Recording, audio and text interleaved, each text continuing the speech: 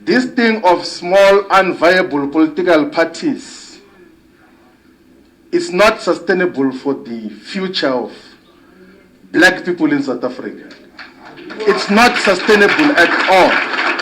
We can't, and the temptation as well, and I'm not characterizing the EFF, is that when you have got multiple of these, like they end up being fiefdoms of individuals. Thank you very much, Secretary General, and greetings to the President of Mkhonto Wesizwe Party, President Zuma, and the Deputy President, Dr. Hlophe, the Secretary General, Dr. Maseko, the Treasurer General, Commander Menzi, the National Chair is Konsinati Nhleko, and the Deputy National Chair is Commander Sibilwane, and the DSG is Commander Nomuzi. We are here in the press conference of Mkhonto Wesizwe Party to announce the structures of Mkhonto Wesizwe Party. That is the primary purpose, a party which we voluntarily have joined and for correct reasons. When we were speaking in the other platform, we made a plea for avoiding of mischaracterization of an otherwise correct and revolutionary decision and act to join Mkhonto Wesizwe Party. What President Zuma is doing with Mkhonto Wesizwe Party is what the statement of Mkhonto Wesizwe did in 1961 on the 16th of December, to say that now that the liberation movement has been banned, what other platform do we express ourselves? What other instrument do we use to fight for total liberation? There is absolutely no doubt that the liberation movement is no longer existing in the form that it's supposed to do. It has been captured totally. It is directed from elsewhere.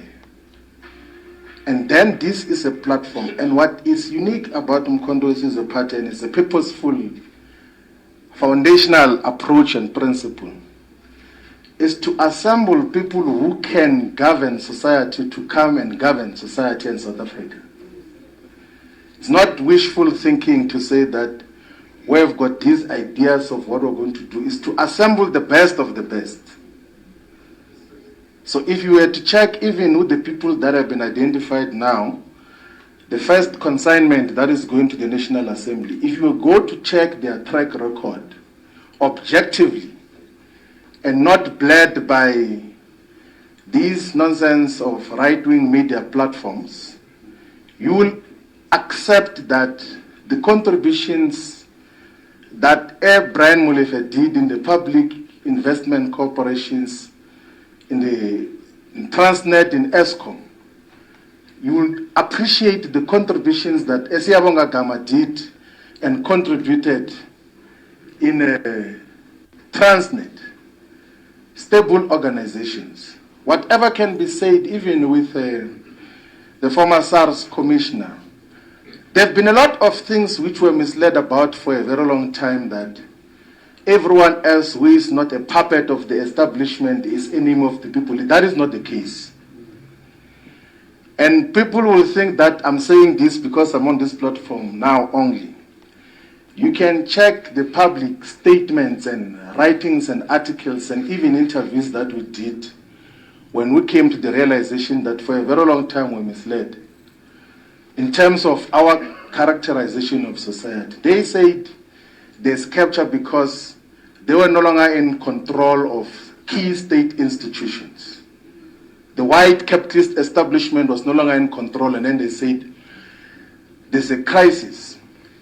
If there was truly a crisis, why is that crisis not there now? Like, can they show us the crisis which they said existed before? So to assemble the best of the best amongst black people to govern society is a best decision. And to associate with that is a best and sound decision.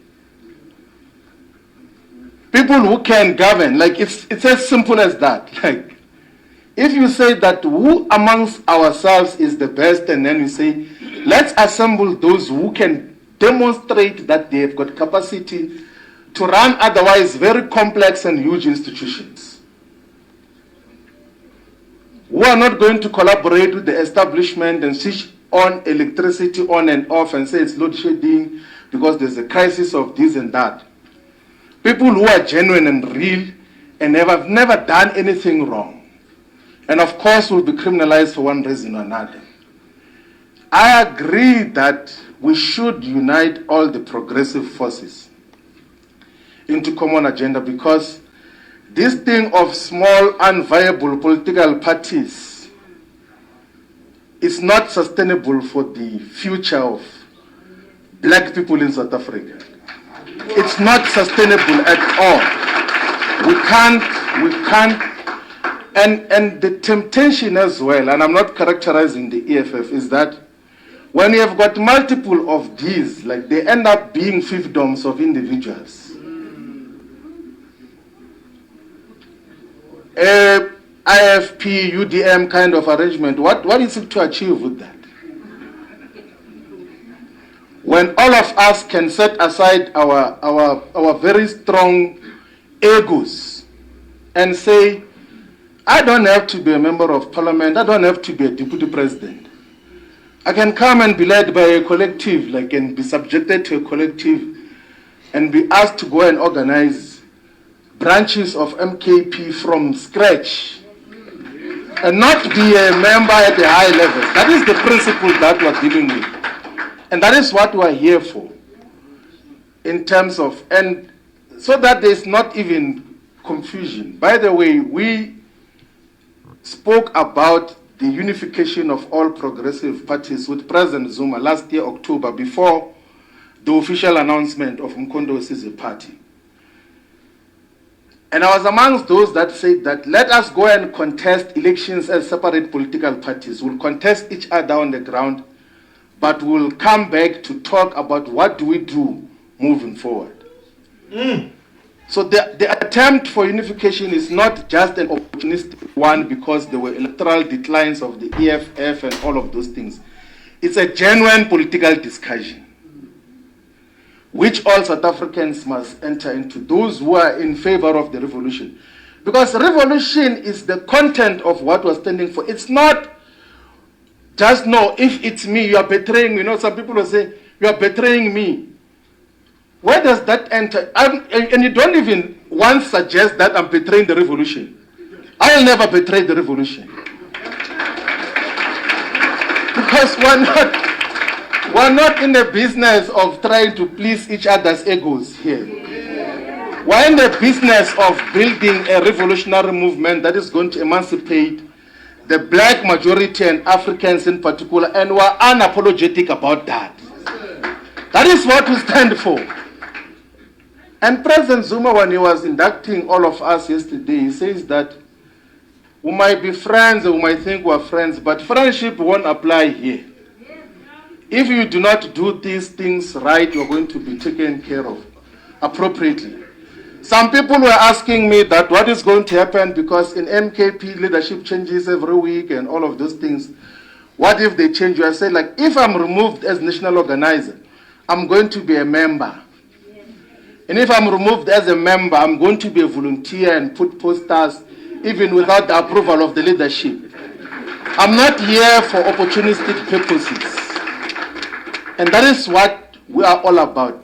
I think all of us, all the progressive forces, let's unite and build this movement.